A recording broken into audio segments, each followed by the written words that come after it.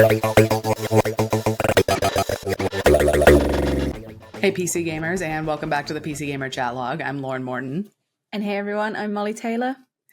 And this week, Mollie and I brought on our staff writer, Morgan Park, to talk about developers that you should have an eye on next year in 2025. We're going to talk about like a variety of things, people who we know are launching something big and really haven't told us about it much, people who we know are quietly working on something and we just don't know what it is at all, and we're hoping some kind of announcement comes out of it next year.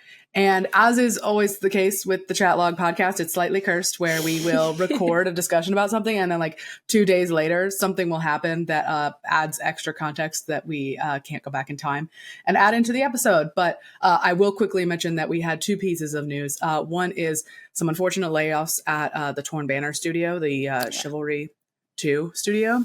We're going to talk about Chivalry some. Obviously, we did not have that context at the time of the conversation, but we know that now. So that's a really unfortunate bit of extra news. And then Eric Barone, the creator, concerned ape of Stardew Valley, sort of as we predicted, as we are going to laugh about in this conversation, we know he's been going back to work on Stardew Valley a lot.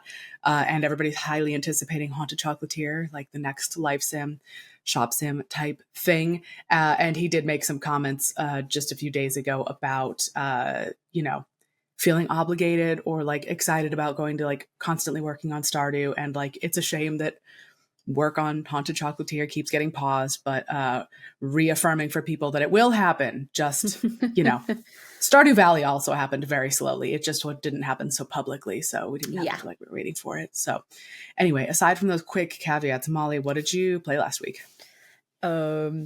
I played a lot of Infinity Nikki again. You played so much Infinity Nikki. I played so much Infinity Nikki. I put maybe like between 40 and 50 hours into it in the Thursday, Friday, like in the 4 to 5 days post release. I put like about 40-ish hours into it, which is kind of insane. A full work week. It's funny because I reviewed Infinity Nikki as well. And if you were listening to last week's episode, you will hear that I was like positive about it, but I was still perhaps a little reserved. And I think reviews can be really interesting in that they can almost like warp your perspective a little bit on a game. Like you're looking at a game in a vacuum, right? You're not kind of slowly digesting it over a period of like weeks or months at your own pace. You're kind of having to like beeline through in like a week or sometimes even days. And especially live service reviews are really interesting as well, in that quite often you don't get to keep your progress, which was the case in Infinity Nikki, right? We were not allowed to keep our progress. We've played this game played a few that times. Intro 4 times, I think. Yeah, at this point, both of us a few times at this point, and it can make you almost sort of reserved, I guess, to sink like too much time and energy into something, especially if it's something that this is our job, but also it's something that we enjoy just as people, right? And sometimes you don't want to burn yourself out on a review. So, I had kind of beelined the story in the review, and I had done a little bit of going off the beaten path. I'd done more going off the beaten path than I would have preferred, to be honest. But now I have my own account and I can take things at my own pace, and I know that it's not going away.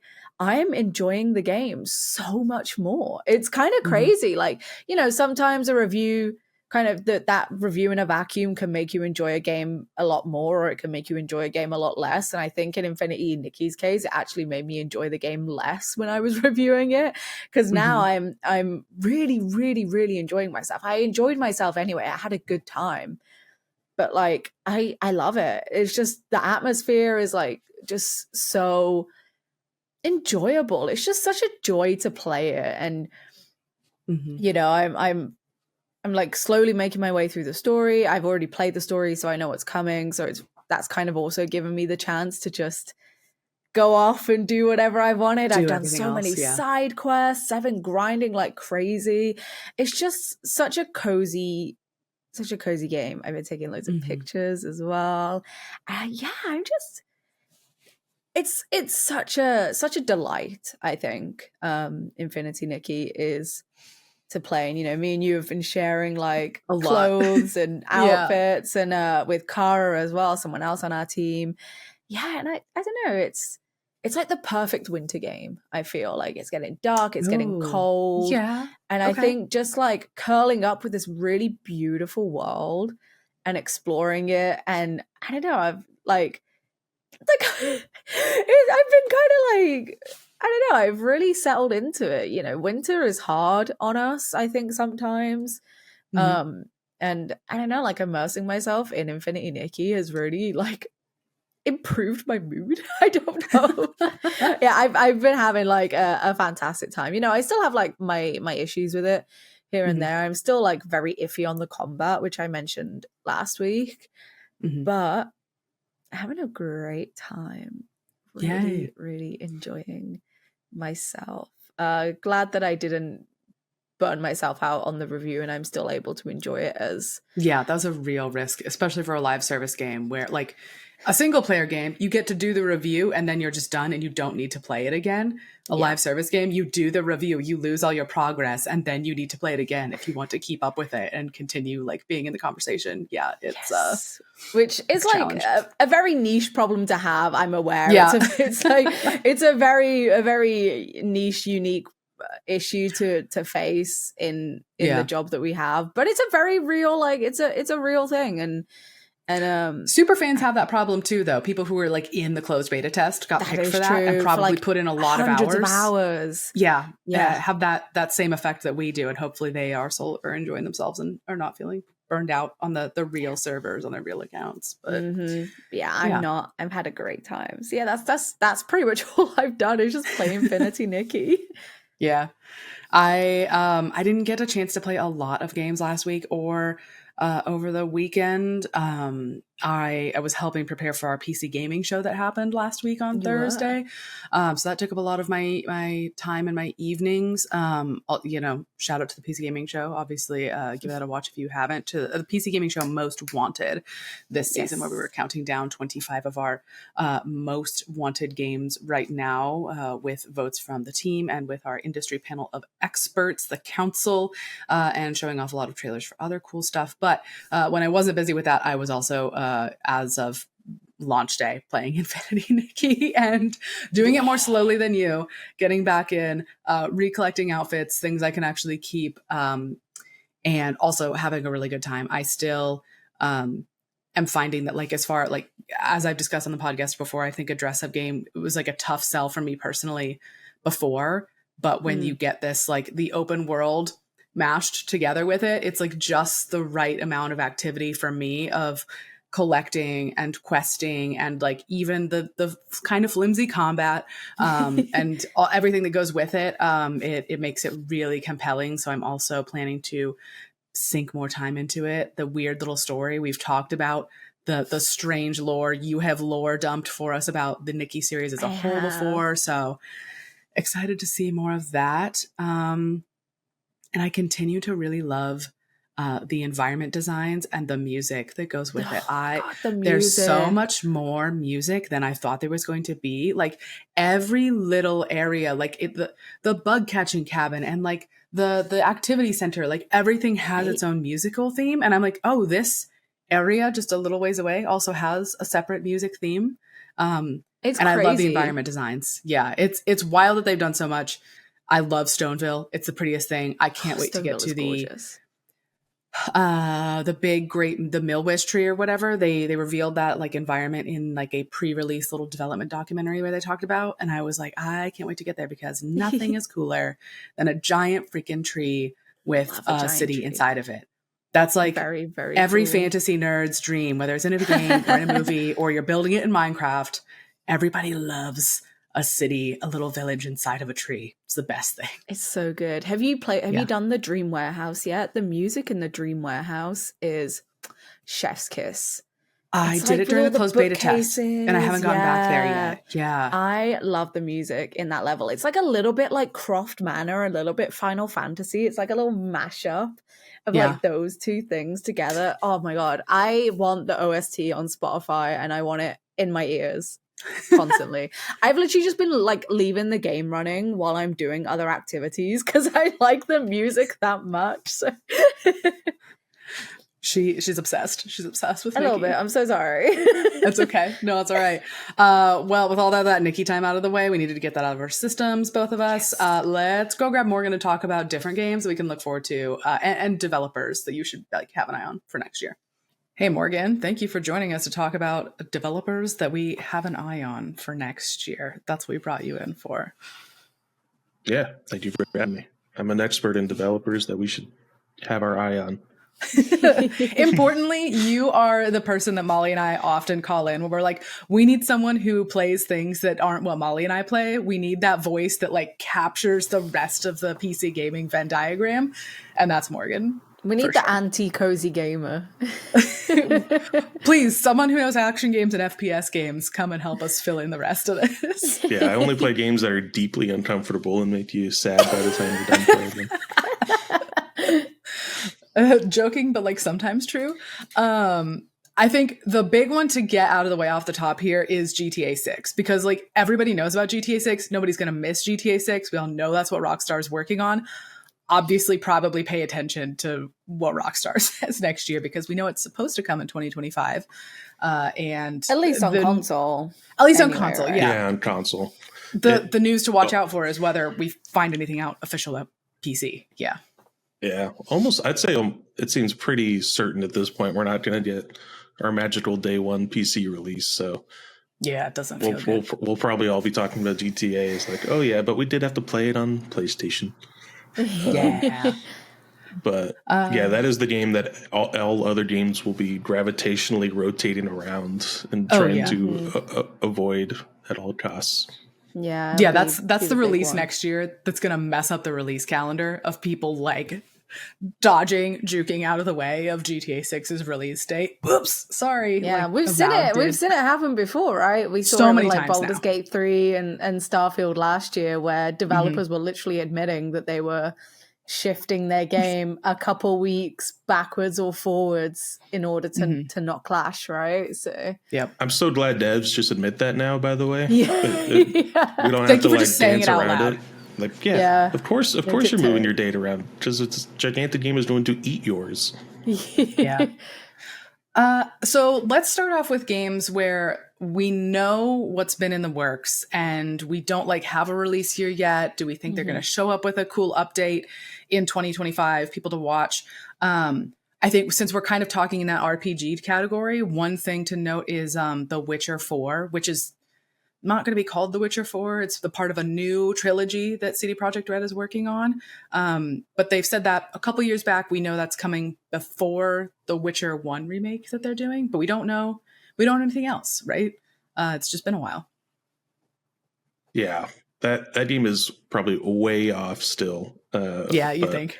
But I also want to bring it up anytime we can because that is one of the most exciting things on the horizon, probably. Yeah. Yeah, because I forgot about that Witcher 1 remake, but they totally said, like, yeah, we're going to do Witcher 1, and then we have, like, a Witcher team and a Cyberpunk team. Yeah. And the Cyberpunk team's, like, come out of this new studio in Boston or something. And then it's the main CDPR doing Witcher 4, which is pretty exciting. Like, not like the new Cyberpunk could be awesome, but, like, the core creative team there working on The Witcher again is really cool. Witcher. That's not a 2025 game. The Witcher 1 remake isn't out yet. Maybe that gets a significant reveal and trailer. I think allegedly the new Witcher game is coming before the remake. I think. I couldn't remember. Oh, I'm sorry. I thought you said the opposite. No. I think the remake is coming later, actually. Oh, okay. Then maybe I just assumed it was the other way around, but. Yeah, no, doesn't that make more sense? It's like that's what they do nowadays. Like Naughty Dog's been making remakes partially to like train up its new staff. I swear to you, I questioned my assumption on that, and I looked it up like yesterday as we were prepping for this. I was like, no, really, they did say the next one is coming before the remake.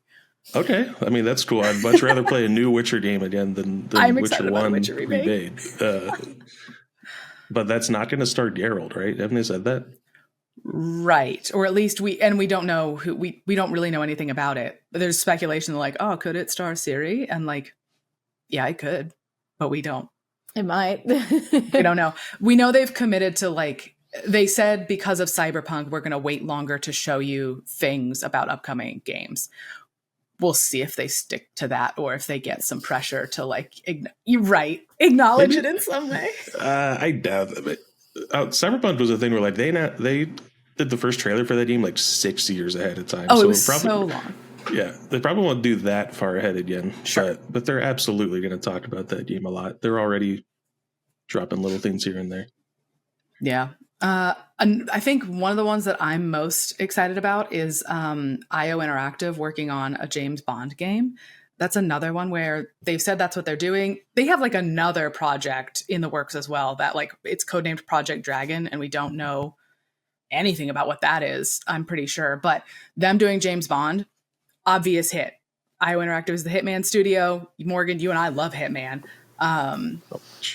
So psyched to get a James Bond game. Do it. Just give it to me now. I am like everybody else. I think this sounds like a perfect pairing instantly. Like, of course, these are the people that should have James Bond.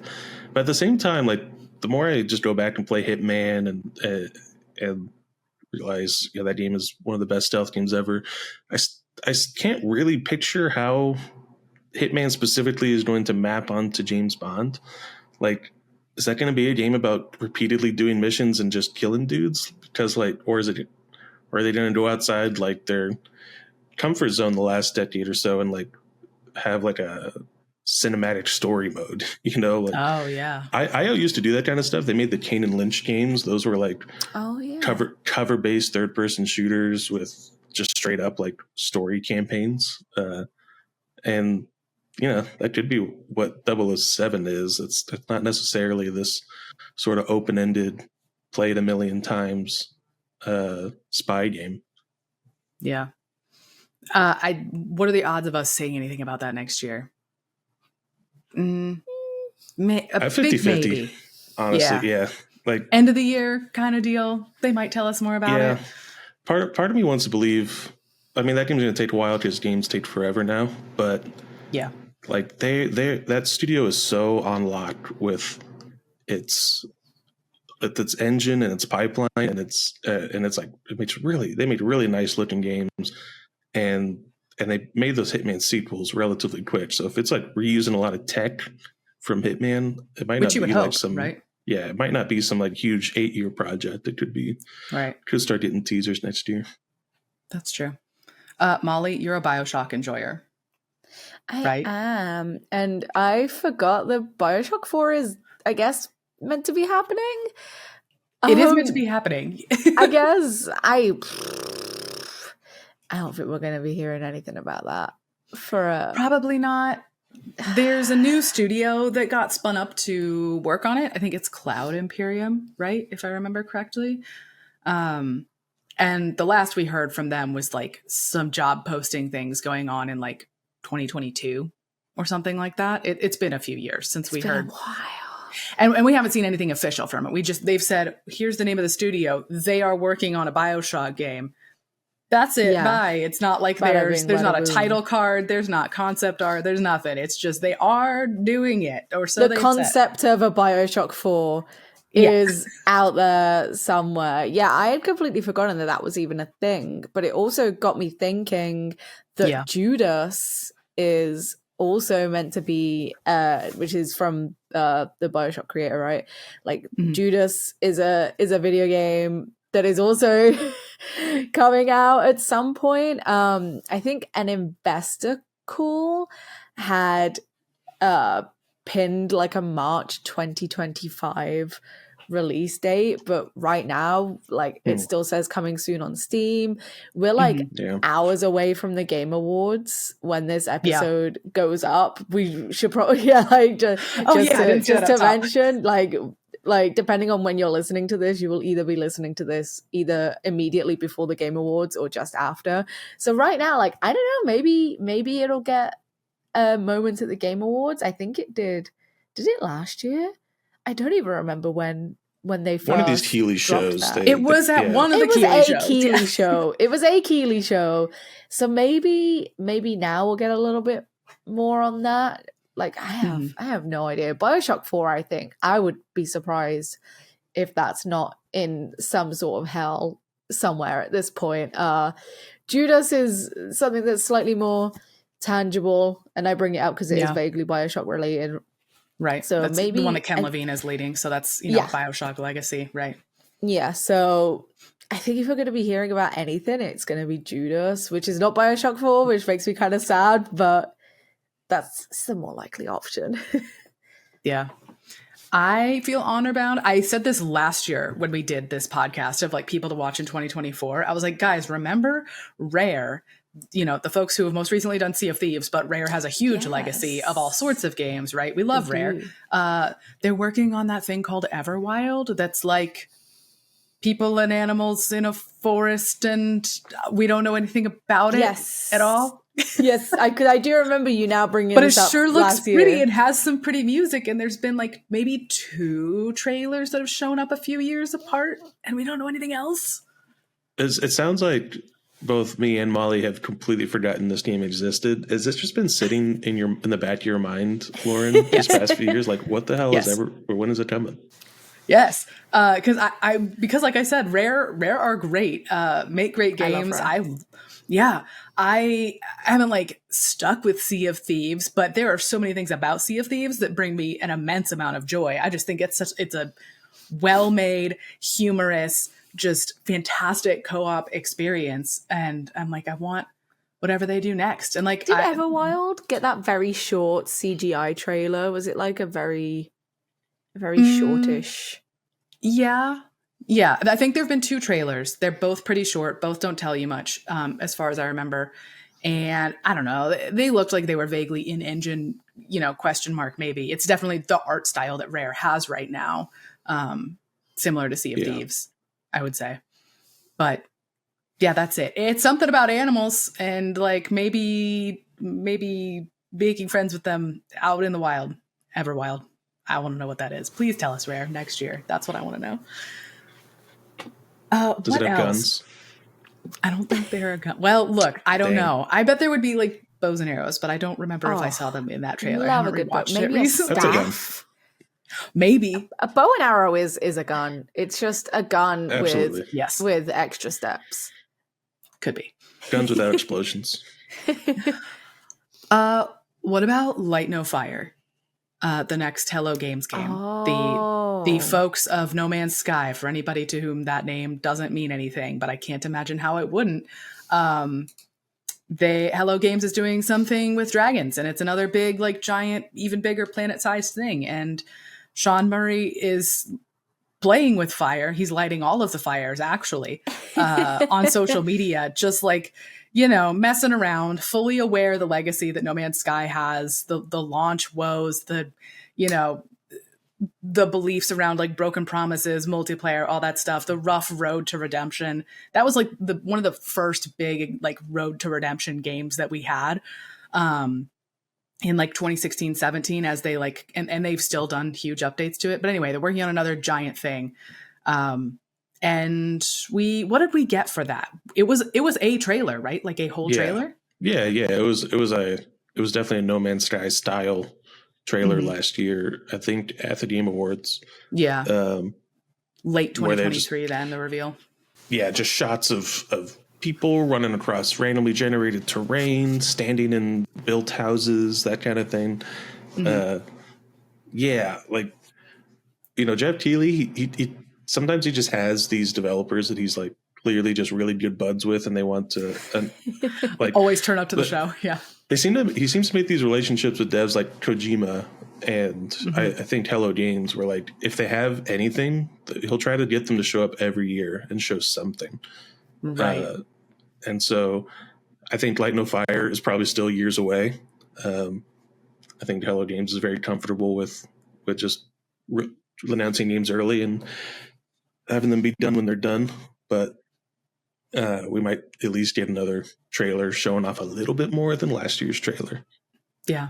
And as Molly said, maybe that's happening right now during the Game Awards that are right after this podcast airs. So we could be talking right into the latest trailer for it. But like you said, even so, launching in 2025 looks unlikely. Probably just like more information maybe in 2025 is the kind of thing to watch out for there. I'd be amazed if they got that game out next year. I don't know if they're sharing a lot of tech from No Man's Sky. I mean, they've just been like surely adding into that game. They're like, well, let's do it with dragons now. I'm sure they want to do like more things, add more to it. But yeah. That's a pretty big team now too. Yeah. Yeah. Let's see.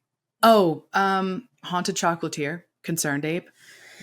We know why we haven't heard more about it. Takes his dirty mittens off of Stardew Valley for 2 seconds. I mean, love that he's doing that. Love that always a great update. We love a Stardew update. But love a Stardew update. Love it when he says 1.6 is going to be super small, just some things for modders. And then he goes, haha, just kidding. It's just fucking kidding. Massive. Yeah. I trust the process, ultimately. I do too, I think. I think I trust the process. I think maybe it's a bit of a struggle. I don't know. I feel like he's coming back to Stardew like way more than I think was initially planned. You see this a lot with games like this. Yeah, Morgan, go ahead. I would love to hear your theory, Morgan. I think he's Willy Wonka himself. He's sort of like sequestered away in his chocolate factory, or in this case, Stardew Valley is his chocolate factory. This amazing thing he's built that he can't really claw himself away from, and he's just gonna grow old making Stardew Valley and never really finish Haunted Chocolatier. I'm sorry, Eric, but you and the Terraria devs should have a talk about like letting go of your extremely successful survival crafting game that everyone is still playing and really, really love. So it kind of justifies continuing to tinker around with it as well. And like, to be fair, I don't really blame him. I do not really, really blame him for like, I would assume that I don't want to use the word comfortable, because we've seen, he's been having not issues, but there's been some delays, right, between the PC version of updates and the console version, and then the mobile version on top of that. Like, I assume it's probably a lot easier to go back to a game that you've been working on for like 10 years, over 10 years at this point. It's been out since 2016, in development for how long before that? I assume it's much easier to just go back to that and like play around with it and add new stuff than it is to make a whole new freaking game. Like, I would be doing the exact same thing in his shoes. Will we see something? Maybe. He's pretty open about like a lot of stuff that he's working on usually, right? He's like always replying to people on Twitter. Maybe we'll see something. I think that is maybe like a 2026 at the earliest, if we're lucky. This is like it's a game we're all really curious about, but it's also like a terrible inclusion on this list, because Eric Barone could tweet that game out tomorrow. He could just say like, here's a trailer I've been working on for a year. Or it could be 2 years from now before we even see another screenshot of it. That's just how he works. Yeah, he does tend to, I mean, again, sort of like GTA 6, the opposite of GTA 6, like a very small operation, obviously. But when Eric Barone tweets, people pay attention, and we write like 5 news stories about it, because everybody wants to know what he tweeted about, whether it's Stardew or whether it's random screenshots from Haunted Chocolatier, because sometimes it's random screenshots from Haunted Chocolatier. Small chance that you're going to miss that happening, but that's a thing that'll probably happen. Moses comes down from the mountaintop and tells us what to etch down on stone tablets. Delivers 4 new screenshots. Let's see. Another thing I'm very curious about, and I don't know how close this is, I have truly no idea, is a new Story of Seasons game from Marvelous. Obviously the legacy of like Harvest Moon versus Story of Seasons is awfully convoluted, but Story of Seasons is effectively like the true legacy of what used to bear the name Harvest Moon. They did a remake of A Wonderful Life, the game that I grew up playing on GameCube last year. Was that last year?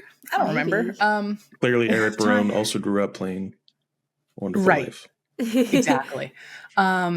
And they're working on something multiplayer, is what they said back in 2023. Okay, so this was just last year.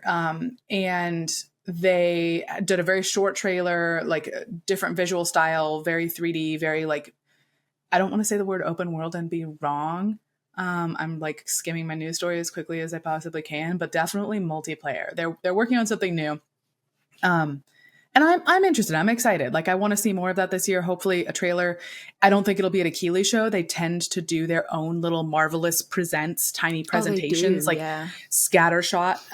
I think it usually winds up being during the summer, but they do their own like short presentation of just their own stuff. So that's what to keep an eye out for. But like, I'm genuinely excited to see more because I think they did a very nice job with the Wonderful Life remake. So I want to see what they managed to pull off with multiplayer. Please, by all means, tell me more multiplayer farm sims for sure.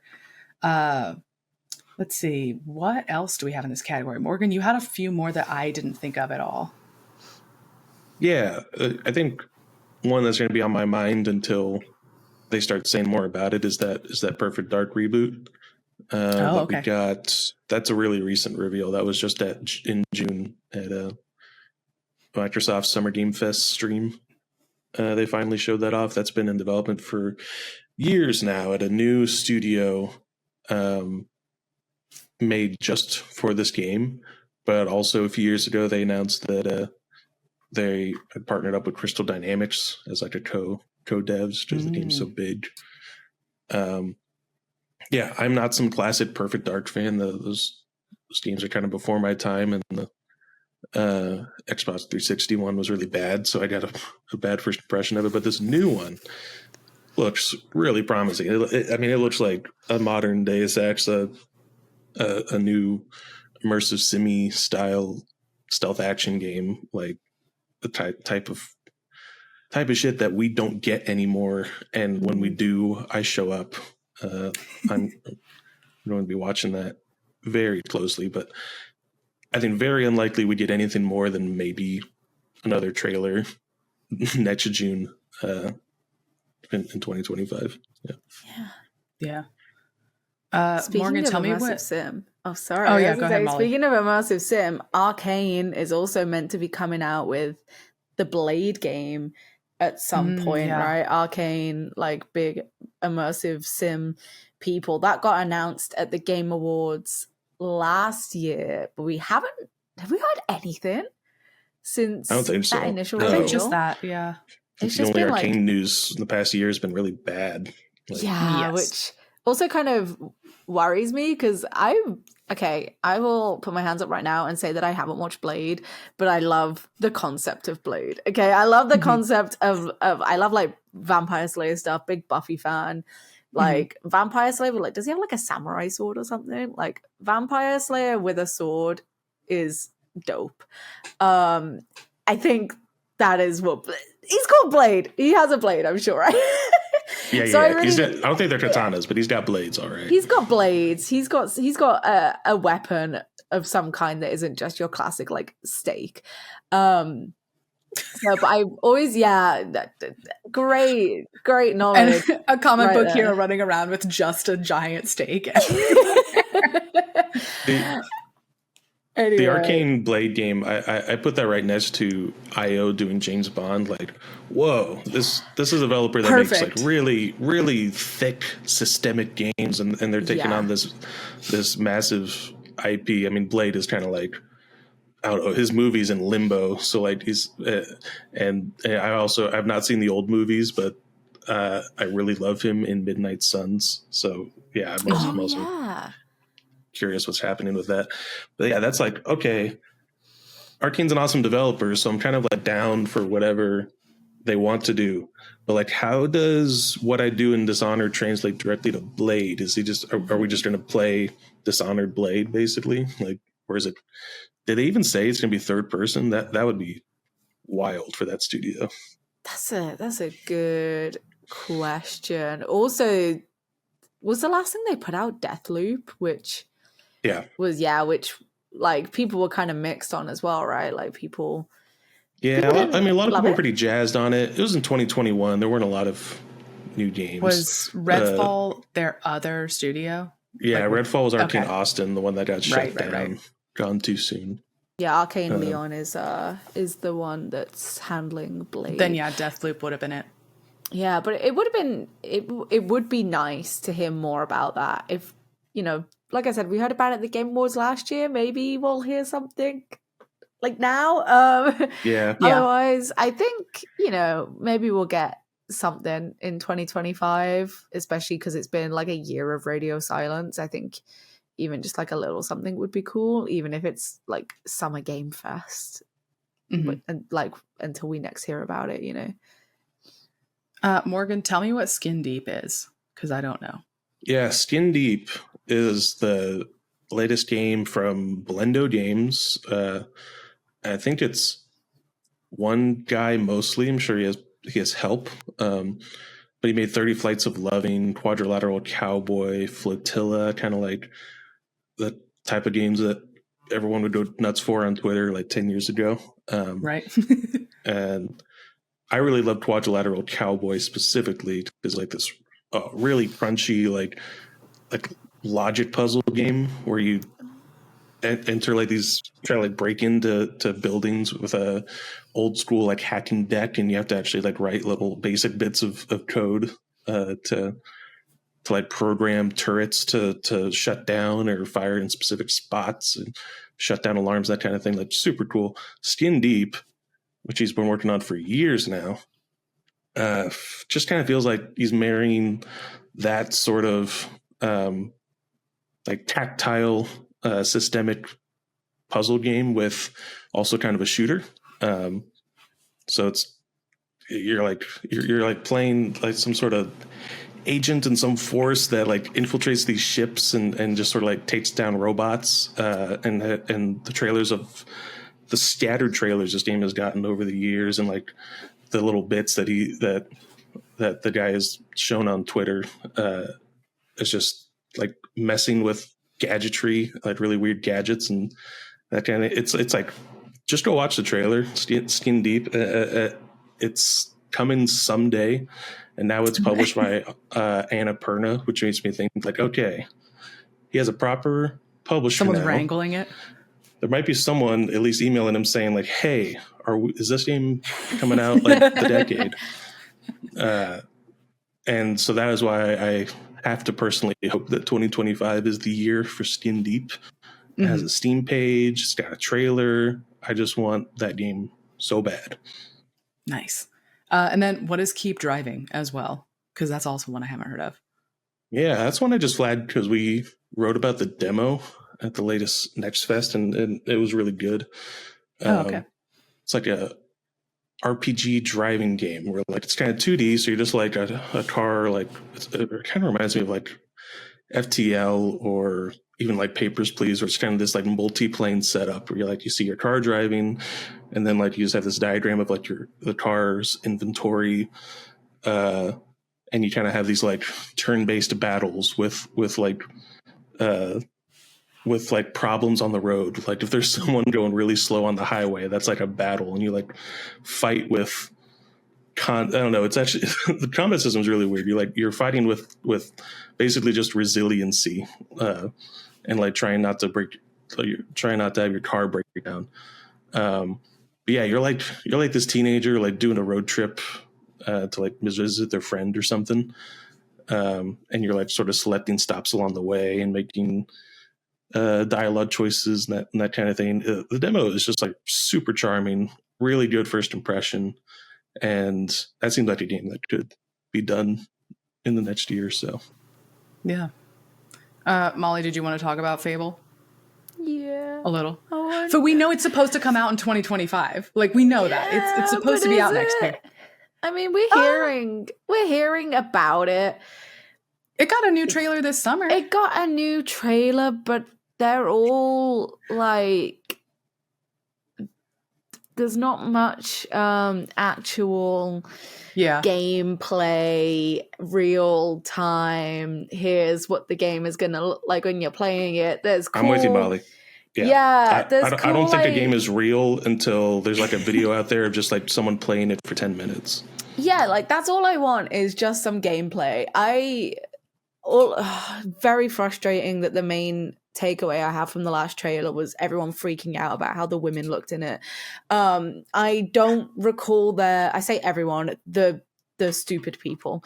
I don't recall there being any gameplay in that trailer. There might have been like glimpses of it. There definitely there wasn't were in the some last like one. in-engine looking things, but like not with an interface on, not full gameplay. Yes. There was the last one was just like Richard Ayoade as a giant like CGI. The one before that was like a very brief like CGI thing as well, which is fine. Love a good like cutscene trailer. Give me something. Give me a thing. I do not believe your game is releasing in 2025. I'm so sorry. I want to hear. I know it's got a 2025 release window. I just want to see a little bit more. I want to see a little bit more before I believe it. That's fair. That's all. And that won't be at a Keeley show. Like if we see that gameplay, it's going to be at Xbox's show in the summer for sure. Yeah, the last trailer was an Xbox showcase. So we could definitely see more of it, but it will be saved for their show. I would be willing to bet, probably. Yeah. Let's see. That's it for like that category. Do we want to talk about developers who are just like quietly working on something? Like we know they're up to something and we just don't know what it is. I think probably the biggest one is Larian. I mean, everybody wants to know what Larian's doing next. And we know for sure it's not more Baldur's Gate. They've said that. Have they said it's going to be a new IP? Did they say that? I don't remember, but we definitely know it's not going to be Baldur's Gate, and we probably won't even hear about it next year. Like it's probably way too soon. They're probably going to go quiet for like a couple years, if I had to guess. Yeah. Or maybe see you guys in 2032. That's when we're going to be playing the next Larian game. Sure. I'm fine with that, quite frankly, because I mean, we say no more Baldur's Gate, we mean no more Baldur's Gate like 4 or beyond, right? They're still putting out updates for Baldur's Gate 3. Nothing paid, no DLC, but they're adding like 12 subclasses. That's next year, right? That they're doing. Oh, that is still next year that they're doing. Yeah. You're saying that they should be going to the same meetings as Barone and the Terraria devs to please stop making leave this your game highly successful game alone. People are still gonna play it. I assume that like they've just siloed off like a handful of people to just continue chipping away at that while like the rest of them are working on whatever they're working on. Mm-hmm. I don't think do you think we'll hear about that next year? More info? No, I don't. The best we'll get is Sven Winky saying like it's going to be awesome, and then he might say Sven loves to say things. Sven loves to open his mouth and say things. He might just like say the word fantasy and get the genre out of the way. But also, Larian is now a huge deal. They have basically a blank check to make whatever they want next.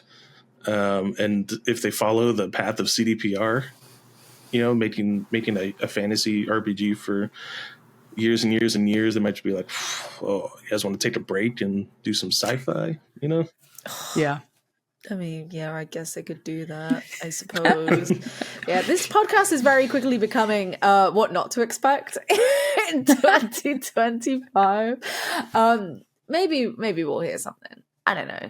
They're still pumping out those Baldur's Gate 3 free updates. That I think they've said like no DLC or expansions of any kind as well, right? So I don't believe for a second that next update is the last one that actually add like new features to. I think like 2 years from now they'll be like, oh, by the way, we made a map maker so you could keep making Baldur's Gate 3 forever. There's got to be some kind of limit to it because whatever the deal they have, it's not their IP, right? So they can't just do whatever whenever they want. They probably still are having to like report and negotiate all of these things as they decide to do them. So I feel like there's some kind of natural end eventually. It's not that's fair. Literally like Stardew Valley. I don't think Wizards of the Coast kind of a nightmare. Yeah, but it'll be a while for sure. Another one. So Obsidian is making Avowed. We know this. It's coming in February, It sure as is. long as nobody chickens out of releasing in February, because a lot of things are releasing in February. But we know that's what they're mainly doing. That's being led by Carrie Patel, who like came up as their narrative lead. But then there's also Josh Sawyer, who has, led other things from Obsidian for a long time, and most recently was leading Pentiment that came out last year, right? Yeah. That was like his game, his baby. Yeah. And there have been he said some things occasionally in interviews. He said that he could do a Pillars 3 someday if budget were not an issue, and then was Another walked away from it, was yapper maybe in not. our midst. Another creative lead who really likes to say stuff on social media. But clearly, I think he's mentioned he's helping with Avowed a little bit, but obviously he is not leading Avowed. I don't think he is heavily involved in it. So I assume he is probably quietly working on something else, another smaller thing potentially within Obsidian. Maybe we could hear about that next year after Avowed gets its moment in the sun. Maybe we hear what Josh Sawyer's kicking around in the back office quietly with 5 other people, right? I have 2 thoughts on that. I don't think we're going to get anything called a Pentiment 2, but no. I would wager his next game is going to be another 2D, really text-rich, story-rich adventure game like that, and maybe in a similar art style, because that art style was so successful and sort of singular. The other thing is that they are Obsidian does have another big RPG. Remember they announced the Outer Worlds 2? Oh, yeah, that's right. I Yeah. forgot that. Oops. So he could also be helping on that, but I don't think so. I think he would have said that since it's an announced game if that's what he was doing. Right.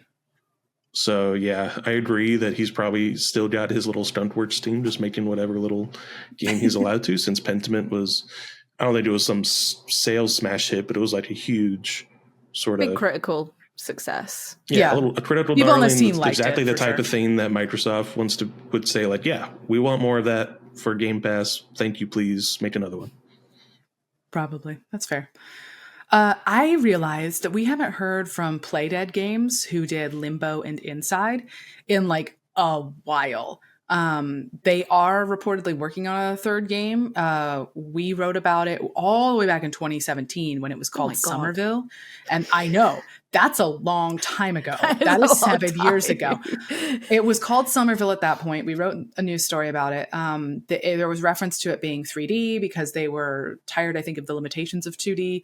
There was some job postings in 2019 with some concept art in it, but those are great games. I mean, truly, those are some of the OG indie darlings of the era when indie darling became a thing that people said. I mean, Limbo was it.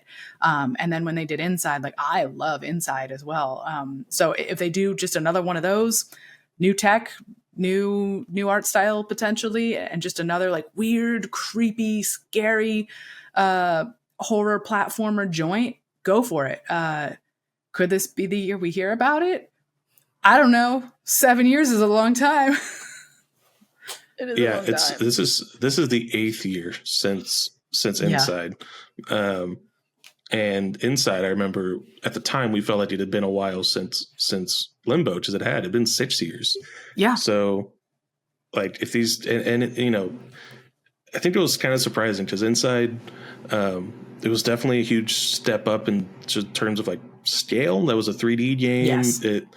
It had so many bespoke animations and moments and that kind of thing. Definitely a meticulously crafted game, but it took 6 years. That's wild. That gives me the impression that these are devs who really take their time and will not make something. Will not finish something until they know it's exactly what they want to make. And I think there has been whatever non-drama drama in the last since Inside, some of those founders and maybe one of the founders left, and I know one of the main Playdead people founded the studio that ended up making Cocoon, last year's Cocoon. And that incredible, by the way. It has all the production value and just art smarts of a Playdead game that you would hope, but it's a much more mechanically dense little puzzle game of sort of combining worlds within worlds. everyone should play that game. I missed that entirely. That's awesome. Yeah, it's awesome. But like that all is to say, like, this is kind of the time that Playdead should be done. Like even if it takes like, even if this next one is going to be like double the time of the last one, like that's coming up. So yeah, I think 2025 is actually a pretty decent guess for the year of the next Playdead game. Monolith also hasn't done anything since 2017. That would be the Shadow of War and Shadow of Mordor studio. And so that came out in 2017. Shadow of War did. It's been a long time. Allegedly, they're doing some kind of Wonder Woman thing, is what's been said. I don't know that when did we hear that? That was in 2021. So that's been a few years ago already that we even heard about it being a Wonder Woman thing. Yeah, I can't remember that. Was that just like one of those rumors that looked so strong and well sourced that it's like, oh, okay, they're making a Wonder Woman game, or did they announce it? It was announced at the Game Awards, is what our news says. Oh, so long ago, 2021. Yeah. So no, that's legit. That's whole legit. But well, I don't know what to think about it. I mean, that first Shadow Mordor game was really cool. The second one did a lot of the same stuff, but just deeper, and had a big loot box disaster. Oh yeah, that's right. Shadow of Mordor was great though. It really was. So yeah, like it's easy to see how that maps onto a Wonder Woman game, especially if they continue doing the Nemesis system like it's rumored that they are. Yeah, I don't know. Maybe Monolith is going to be the next studio that's like making really high quality superhero games. Like this is gonna fill the gap of the Batman games we're not getting anymore, unfortunately. Maybe. Hazelight Studios, creators of It Takes Two and A Way Out. It Takes Two was in 2021, and they've teased they're doing some kind of new IP with EA, right? That was only like last month maybe that they did this teaser, actually. Okay. It Takes Two they did in partnership with EA as well, right? EA published. EA published that. Yeah, Hazelight and EA Originals for a new co-op adventure. So they're doing that'll be interesting. Whatever it is they're doing, they're kind of like Supergiant in that they don't do the same thing in a row. Twice, I mean, they're always very like co-op heavy. That's kind of their gimmick at this point. But otherwise, it could be freaking anything. Yeah. It's so neat. I don't know. You know, Joseph Ferris, the founder of the studio, is like he's a character, and people tend to think put another one in the yapper column. He's not so much a public yapper, but man, he loves to get on the Jeff Keighley show and yap. So that might actually be a decent guess of just having an appearance at the show this week. But yeah, I think the studio is just really cool that they've just like carved out this reputation as like, we make co-op games you've never played before. You know, starting all the way back from Brothers when that was like and that was a Starbreeze game or whatever it was. Like that game at times you had to play with two different halves of the controller to control two different people. It was bizarre. And yeah, like the Hazelight's first game, A Way Out, the Prison Break one, that game was like cool and had a ton of issues. Yes. And so It Takes Two comes out of nowhere, and it's just like, oh yeah, maybe this will be an awesome kind of awesome co-op game with a ton of issues. But no, it was just a very good game. It's just top to bottom kind of fantastic. Yes. Yeah, it even has like a really heartfelt story and really good actors. So yeah, this feels like they now are carte blanche. Like they can make whatever and be confident that people are going to respond to it. So I'm extremely curious what their next co-op experiment is. Who wanted to talk about Riot? That was me that put that down, because I was like, I swear there's like a big developer that did like a CDPR and went, we're working on all these things, and I was trying to remember who it was. Bye. And it was Riot. So Riot came out and basically said, like, we're working on like a fighting game, which we now know is 2XKO. That is the only one of the 4 games that they have announced that has come to any sort of tangible fruition. You know, that's had a playtest. Still no firm release date as far as I'm aware. Next year, I think, 2025. They said there was like, there's one called LOL esports manager, I think, which is like, looks like it might be one of those like mobile and PC gacha situations potentially. Okay. Haven't really heard anything about that since they announced it. There's Project F, which is their, like, I think people were calling it like a Diablo-like ARPG. Nobody tell whoever was tweeting about that recently that we should call all ARPGs Diablo-likes. I think it is some kind of vague ARPG thing that, again, they've been super quiet on. And then the last one that they announced was an MMO. I think it was like a League of Legends MMO, maybe. It's a Riot MMO.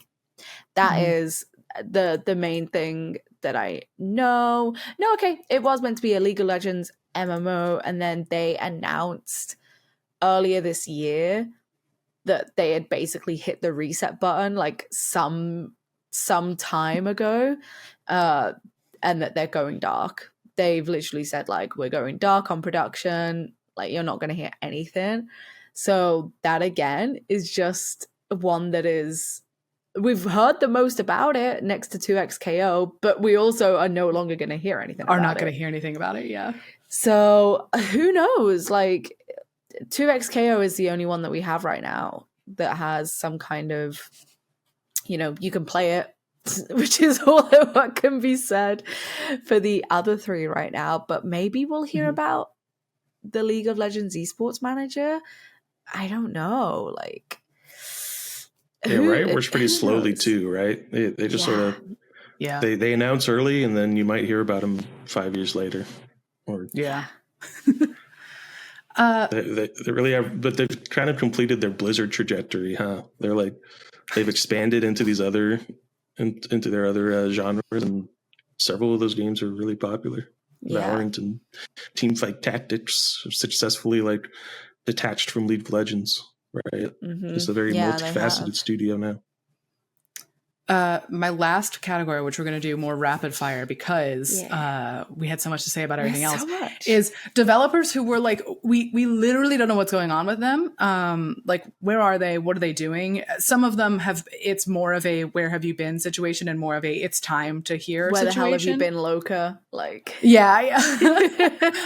and so the least one of those I would say is Torn Banner, the Chivalry studio. They have said that they consider Chivalry 2 to be featured complete. They said that just this summer. They've said they're going to do new multiplayer projects, and I think they've also indicated that it's still going to be a Chivalry game. I feel like that's what they said as well in that same announcement. It's, you know, building their team for more multiplayer stuff. So I guess we can kind of assume more Chivalry from them, but they are now sort of, unlike some other people who don't put projects down, they have said we're putting it down, and I think I believe them. So maybe something more about Chivalry. Absolutely. Nobody makes melee combat like Torn Banner. I'd be very surprised if their next thing wasn't at least melee combat, if not Chivalry, because Chivalry is fantastic. Yeah.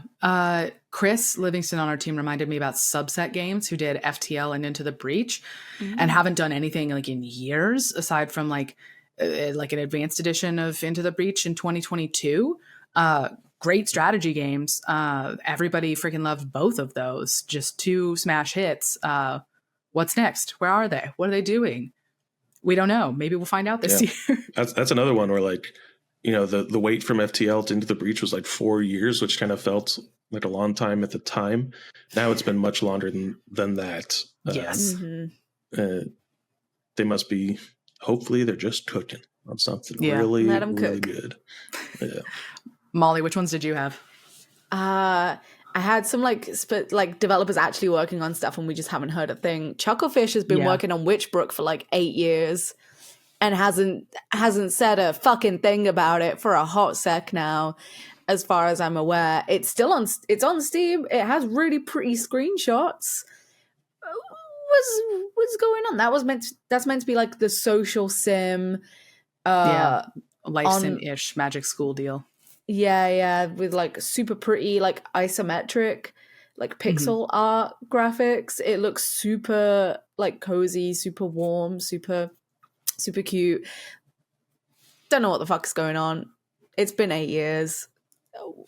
Where? Who's to say? Where is it? And yeah, do we dare ask what the Silk Song folks are up to? Do we literally have no idea. Do we know what they're doing? Cherry is? They're making Silksong forever. Apparently, they will not show up to any game showcase. It's now a curse. Specifically, I think it was like either Gamescom or the summer show that Jeff Keighley had to tweet out. It's not here. We don't have it. They're not showing up because I think it was for opening night live this year. I think he had to say like no Silksong. We don't got it. Yeah, we don't got it. So who knows? He hasn't said anything about it not being every show. Jeff Keighley now has to tweet that they don't. He has to tweet there is no Silksong. If he has not said there is no Silksong, then there might be Silksong. So who knows? Morgan, which ones did you have? Yeah, I'm curious what Firaxis is up to. Obviously, they're making Civ 7, but they also make XCOM and they also made Midnight Suns. We loved Midnight Suns. It was our runner-up game of the year in 2022. But it also kind of flopped. Excuse me. So the question is it time for more XCOM? Basically, like, you know, they might make something completely different, but that is like a pattern we see in devs, right? They make something big, it doesn't really work out. They sort of retract to the thing that definitely does work, and it's been a long time since we had one. And meanwhile, Mr. XCOM like ran off with a new studio and is making a live stream. So who's to say? Yeah, I want to see more XCOM on the horizon, basically. Probably wouldn't be this year's. Next year. Next year's going to be a Civ 7 year. But we might start to get talks about what's next for the Firaxis Tactics people. And then one more. Who had the last one? Yeah, I wanted to throw out the name Lucas Pope of Papers, Please and Oberdin. It's been, I think Oberdin came out in 2018. It's been quite a long time since he released a big game, but he actually did just release a game on Playdate, which was like the little handheld thing with the crank. Yeah, little hand. He made this little version of Papers, Please, where you're like the doorman at a monster club or something like that. Pretty cute. Well, that's cute. Really that's adorable. Nice. Hopefully that's not what he's been doing for the last 6 years. When Lucas Pope, releases a game, that's like top of the news for me. So hopefully next year is a Lucas Pope year. All right, very quick fire. Of the things that we've talked about, which are you personally most invested in seeing? Haunted Chocolatier, obviously. Okay. Love me a cozy game. And like, I guess, like, y'all know Fable 4 as well. Haunted Chocolatier and Fable 4, I think. Morgan? For me, it's Steam Deep. If we hear about Steam Deep, that is my biggest game of the year. I think I've got to go James Bond from IO Interactive. Ooh, yeah. That's what I think that's the truth of what I would actually play most out of everything. Haunted Chocolatier, but you know, we could both be excited for it. We can both be excited for Haunted Chocolatier. Cool, awesome. That's so many things to watch out for next year. Things that we might hear about, things that might actually happen. Who knows? We literally don't know. But Over on the website at pcgamer.com, you can, of course, read about all of our coverage of our own show, which has happened now for this year, the PC Gaming Show, where we talked about some of the stuff that the whole team was most excited about. We also, the Game Awards showcase is happening like right after this podcast goes live. So by the time you hear it, it might be over already, and we will have written lots of news and told you what happened during that show. And as usual, over on the website, you can find Mollie and Morgan and I writing about all these things, and all the news stories we've referenced about the years and years of question marks on all of these games are also on the website. And also, as usual, you'll be able to talk with Mollie and I about this week's episode at forums.pcgamer.com. So good job, guys. So many things we surfaced. Thanks, Morgan. Yeah, no problem. Thank you. Bye, guys.